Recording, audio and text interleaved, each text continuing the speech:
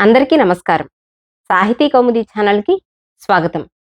కేంద్ర ప్రభుత్వం నుండి భాషా సమ్మాన్ పురస్కారాన్ని అందుకున్న కవి, పండితులు, అవధాని, అధ్యాపకులు, రచయిత, వ్యాఖ్యాత ఆచార్య శ్రీ బేతవోలు రామబ్రహ్మం గారు. వారు రచించిన ఆధునిక వేమన శతకం నుండి కొన్ని పద్యాలను ఇంతకు ముందు కూడా మనం ఛానల్‌లో కొన్ని ప్రస్తావించుకున్నాం. ఈరోజు కూడా మనం వీడియోలో అదే వేమన శతకం, ఆధునిక వేమన శతకం నుండి మరికొన్ని చమత్కార పద్యాలను ఈరోజు మీతో పంచుకోవడానికి సిద్ధంగా ఉన్నాను.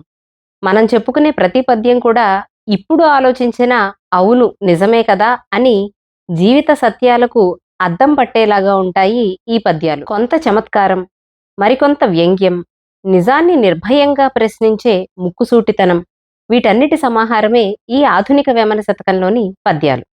ఆలస్యం చేయకుండా వీడియోలోకి వెళ్లే ముందు మీరు గనుక సాహితీ కౌముది ఛానల్ని మొదటిసారి చూస్తూ ఉన్నట్లయితే తప్పకుండా ఛానల్ని సబ్స్క్రైబ్ చేసుకోండి. వీడియోని పూర్తిగా చూసి నచ్చితే లైక్ చేయండి. ఇంతకు ముందు మనం చెప్పుకున్న ఇదే ఆధునిక వేమన శతకం నుండి చెప్పుకున్న పద్యాలకు సంబంధించిన వీడియోను డిస్క్రిప్షన్లో మళ్ళీ మరొకసారి ఉంచుతాను. నచ్చితే ఆ వీడియోను కూడా చూడండి. ఇక ఈరోజు వీడియోలోకి మనం ప్రవేశిస్తే ముందుగా మనం చెప్పుకునే పద్యం. చదువుచున్న కొలది సందేహ బృందాలే చదువు మాని చూడు జ్ఞానివౌదు, చదివి బాగుపడ్డ సన్నాసి లేడురా విశ్వదాభిరామ వినురవేమ. ఈ పద్యం కాస్త చమత్కారంగా మరికొంత వ్యంగ్యంగా కూడా ఉంటుంది. చదువుచున్న కొలది సందేహ బృందాలే.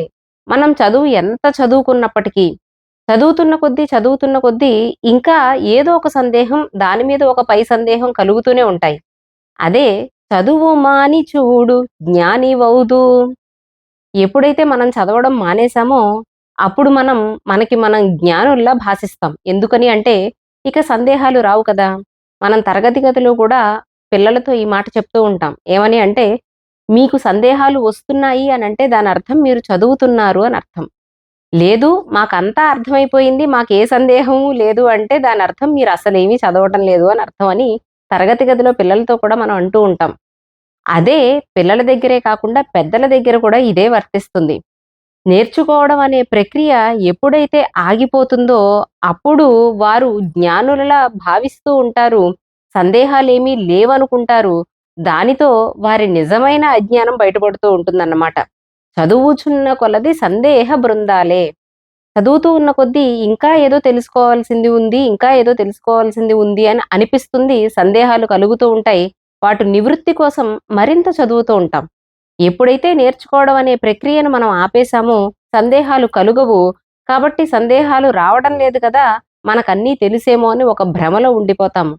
అందువల్లనే పెద్దలు విద్య దదాతి వినయం అని అన్నారు. విద్య మనకి ఏమందిస్తుంది అంటే మొట్టమొదట మనకు అందించే లక్షణం వినయం. అంటే మనం ఎంత చదువుకుంటే అంత మనం ఇంకా ఎంత చదువుకోవాల్సిందో తెలుస్తూ ఉంటుంది. అంటే మనకు తెలిసినది ఇసుమంత, తెలియాల్సింది కొండంత అనే జ్ఞానం చదువుతున్న కొద్దీ కలుగుతూనే ఉంటుంది. అందువలన విద్య మనకి ఏమిస్తుంది అంటే వినయాన్ని ఇస్తుంది. మనకింకా ఏమీ తెలియదు, మనం ఇంకా నేర్చుకోవాల్సింది చాలా ఉంది అనే విషయాన్ని మనకి తెలియజేస్తూ మనకి వినయాన్ని అందిస్తుంది విద్య. ఎప్పుడైతే మనం దాన్ని అభ్యసించడం మానేశామో, నేర్చుకోవడం మానేస్తున్నామో, ఈ ప్రక్రియను ఆపేశామో అప్పటికి మనకేమనిపిస్తుంది అంటే ఇక మనకన్నీ తెలుసు, మనం జ్ఞానులము అని అనిపిస్తుంది. చదివి బాగుపడ్డ సన్నాసి ఎవడురా అని వ్యంగ్యంగా అన్నారు. చదువుకుని బాగుపడిన వాళ్ళు ఎవరున్నారు అని అంటే దాని అర్థం ఎప్పుడూ చదువుకుంటూనే ఉండాలి గాని చదువు ఆపేయకూడదు. చదువు ఆపేస్తే అజ్ఞానులుగానే మిగిలిపోతాము. ఎప్పుడు జ్ఞాన సముపార్జనను మనం ఆ ప్రక్రియను కొనసాగిస్తూనే ఉండాలి గాని అలా ఆపేయకూడదు అని చదువు యొక్క గొప్పతనాన్ని ఈ పద్యంలో చమత్కారంగా చెప్పారు బేతవోలు రామబ్రహ్మం గారు. అలాగే మరొక పద్యం మనలో చైతన్యాన్ని కలిగించే పద్యం. కొన్ని కుల కణాలు కొన్ని మత కణాలు నరనరాల నిండి పరుగులెత్త, పిడికిలింక నెట్లు బిగియునో చెప్పరా విశ్వదాభిరామ వినురవేమ. ఈ పద్యం ఒకసారి మనల్ని మనం ప్రశ్నించుకునేలా చేస్తుంది.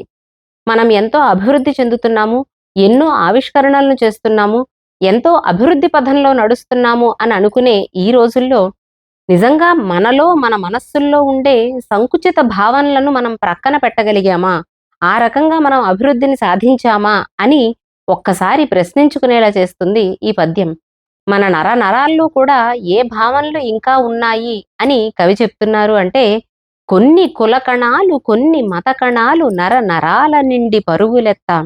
కులము అనే భావన, మతము అనే భావన ఇంకా మన నరనరాల్లో ఉన్నంత కాలము పిడికిలింకనెట్లు బిగియునో చెప్పరా. ఈ 5 వేళ్ళు కలిసి పిడికిలి బిగించడము అన్నది ఎప్పటికి సాధ్యపడుతుంది?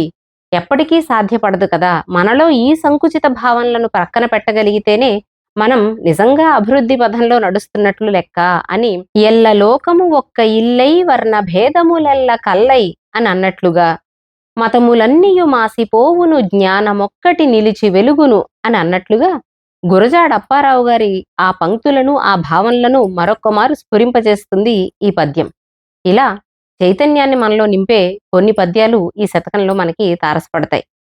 అలాగే మెరిసేదంతా బంగారం కాదు అని అన్నట్లుగా, కంటికి కనిపించేదంతా ఒక్కొక్కసారి నిజం కాకపోవచ్చు అని మనకి ఒక జాగ్రత్త చెప్తున్నారు అని అన్నట్లుగా ఈ పద్యం మనకి కనిపిస్తుంది. పద్యం ఏమిటి అంటే, జంట కవులవోలె జతగూడి చనుటెల్ల స్నేహ బంధమనుచు చెప్పరాదు అంతరంగ హేతు అనుమాన బంధము విశ్వదాభిరామ వినురవేమా. లోకంలో ఓ ఇద్దరు స్నేహితులు లేదా ఎవరైనా చాలా ఆత్మీయంగా మెలుగుతూ ఉంటే జంట కవుల్లాగా తిరుగుతున్నారండి వాళ్ళు అని అంటాం. అంటే ఒకరినొకరు విడిచిపెట్టకుండా ఎప్పుడూ ఎడబాయకుండా ఉండేటువంటి బంధం ఎవరైనా అలా కనిపిస్తే మనకి వాళ్ళని జంట కవులతో పోలుస్తూ ఉంటాం. అలా జంట కవుల వోలె జతగూడి చనుటెల్ల అలా తిరుగుతున్న వాళ్ళంతా కూడా నిజంగా స్నేహబంధమనుచు చెప్పరాదు. వారి మధ్యన స్నేహబంధంతోనే వారు అలా తిరుగుతున్నారు అని అనుకుంటే అది పొరపాటు పడినట్లే. మరి అలా తిరుగుతుంటే దానికి కారణం ఏమై ఉండొచ్చు? ఇంకొక రకంగా కూడా మనం ఎలా ఆలోచించొచ్చు? నాణానికి రెండవ ప్రక్క ఏమై ఉండొచ్చు అనంటే ఇది కూడా కారణం కావచ్చు. కాబట్టి జాగ్రత్తగా ఉండాలి అని ఒక కారణాన్ని చెప్తున్నారు. ఏమిటా కారణము అంటే, అంతరంగ హేతువనుమాన బంధము. ఒకరి పట్ల ఒకరికి అనుమానం ఉన్నా కూడా ఇలా విడిచిపెట్టకుండా ఒకళ్ళని అంటిపెట్టుకుని అలా తిరుగుతూనే ఉంటారు. కాబట్టి ఎవరైనా మనతో అంత సన్నిహితంగా మెలుగుతూ మనల్ని విడిచిపెట్టకుండా అలా తిరుగుతూ ఉన్నారు అంటే దాని అర్థం ఒకటి స్నేహబంధం అవ్వచ్చు. కానీ ఎప్పుడూ అదే అవుతుంది అని మాత్రం మనం అనుకోకూడదు. ఒక్కొక్కసారి అది అనుమానం కూడా కావచ్చు. కాబట్టి మనం జాగ్రత్తగా ఉండాలి అని ఈ పద్యంలో మనకి చిన్న సూచన చేస్తున్నారు కవిగారు. మరొక పద్యంలో మరొక జాగ్రత్తని చెప్తున్నారు. పద్యం ఏమిటంటే, ఎప్పుడు చూడు మొక్కడెదుటి వారిని తిట్టు ప్రొద్దు గుంకు వరకు పొగడుచుండు పొగడుబోతు కన్న పొగరుబోతే మిన్న విశ్వదాభిరామ వినురవేమా. చిన్న చిన్న పద్యాలలో జీవిత సత్యాలను ఎంత సూటిగా సుందరంగా చెప్పారో మనకి అర్థమవుతోంది. మనల్ని చుట్టూ చేరి పొగిడేవాళ్ళు ఉంటారు. మనల్ని చుట్టూ చేరి తిట్టేవాళ్ళు ఉంటారు. కవి ఇక్కడ ఏం చెప్తున్నారు అనంటే, ఒకళ్ళెప్పుడూ మన పట్ల ఎలా ఉంటారు అంటే, ఎక్కడ ఏ తప్పు దొరుకుతుందా తిడదామా అనే చూస్తారు. ఒక్కొక్కళ్ళు ఎలా ఉంటారు అనంటే, మనం ఏమి చేసినా సరే అద్భుతంగా ఉంది అని పొగిడేవాళ్ళు ఉంటారు. కానీ ఇక్కడ మనం సాధారణంగా మానవ సహజ ప్రవృత్తి ఏం చేస్తుంది అంటే, ఎవరైతే పొగుడుతున్నారో వారి వైపు మనం మొగ్గు చూపుతాం.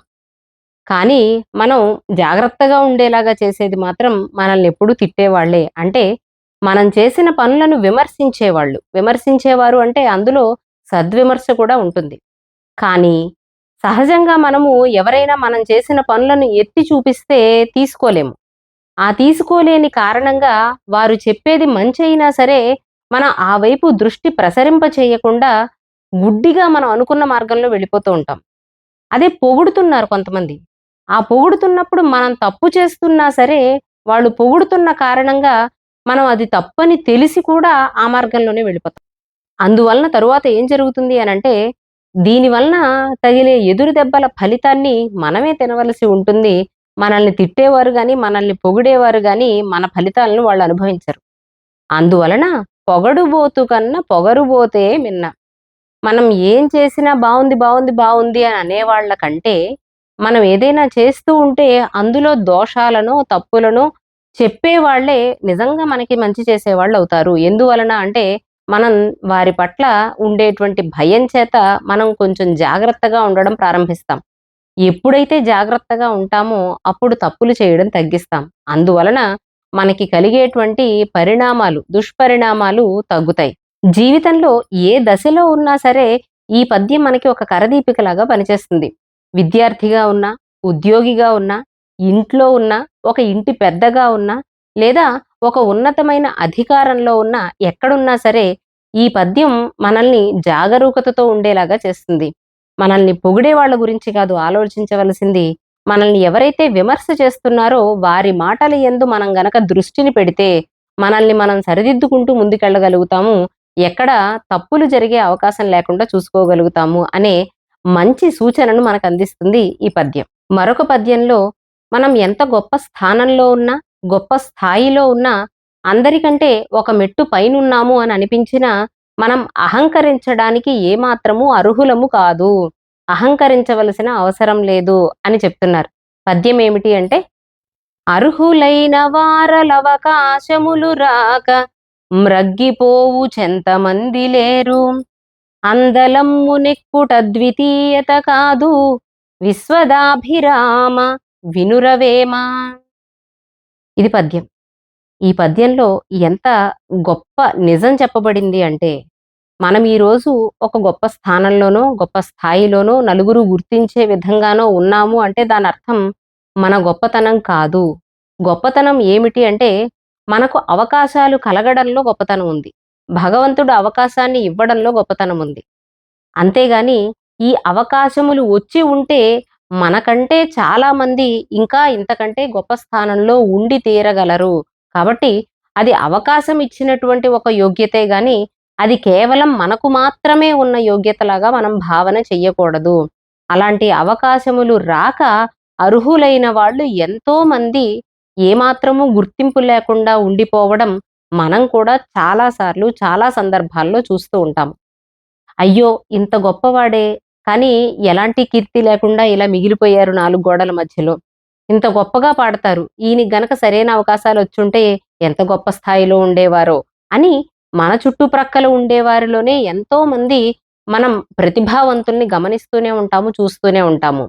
కానీ అవకాశములు రావడం చేత కొంతమందికి మాత్రమే ఆ గుర్తింపు పొందగలిగే ఒక అదృష్టం కలుగుతుంది. దానికి మనం అహంకరించకూడదు. ఎప్పుడైతే మనస్సులో అహంకారం అన్నది మొదలవుతుందో అప్పటినుంచే మన పతనం కూడా ప్రారంభమవుతుంది. కాబట్టి అవకాశాలని గౌరవించండి. వచ్చిన అవకాశాలను సద్వినియోగం చేసుకోండి. అంతవరకు మాత్రమే మనం చేయవలసినటువంటి పని. అంతేగాని దాని ద్వారా వచ్చినటువంటి కీర్తి గాని, దాని ద్వారా వచ్చినటువంటి స్థాయి గాని, దానిని చూసుకొని మనం అహంకరించడానికి ఏమాత్రము అర్హులము కాము. ఎందుకు అంటే ఇంతకంటే గొప్ప అర్హతలు కలిగి ఉన్నవాళ్ళు కూడా కేవలం అవకాశాలు దొరక్కపోవడం చేత మాత్రమే వారు వెనకబడి ఉన్నారు. అంతేగాని ప్రతిభలో కాదు. మనకంటే ప్రతిభావంతులు ఎప్పుడూ ఉంటూనే ఉంటారు అనే సత్యాన్ని గమనించుకొని, మనం పొందుతున్న కీర్తిని గాని, మనం పొందుతున్న ఉన్నతమైన స్థితిని గాని వినయంగా స్వీకరించి, ఆ కీర్తికి, ఆ స్థితికి గౌరవభంగం కలగకుండా మనం ప్రవర్తించాలే గాని, ఆ కీర్తి పట్ల, ఆ ఉన్నతమైన స్థితి పట్ల మనం అహంకారాన్ని ప్రదర్శించకూడదు అనే గొప్ప హితబోధను చేశారు ఈ పద్యంలో. మనం చెప్పుకున్న ఈ పద్యాలలో ఏ పద్యము కూడా ఇది మనకు సంబంధించినది కాదు అని అనిపించదు. ఇది అనవసరమైన విషయము అని అనిపించదు.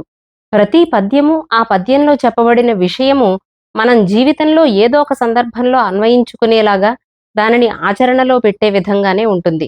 ఇది ఈ పద్యాలలో ఉన్న గొప్పతనం. వీడియో గనక మీకు నచ్చితే తప్పకుండా లైక్ చేయండి. సాహితీ కౌముది ఛానల్‌ని సబ్స్క్రైబ్ చేసుకోండి. మరిన్ని సాహిత్యాంశాలతో మీ ముందుకు రావడానికి ప్రోత్సాహాన్ని అందించండి.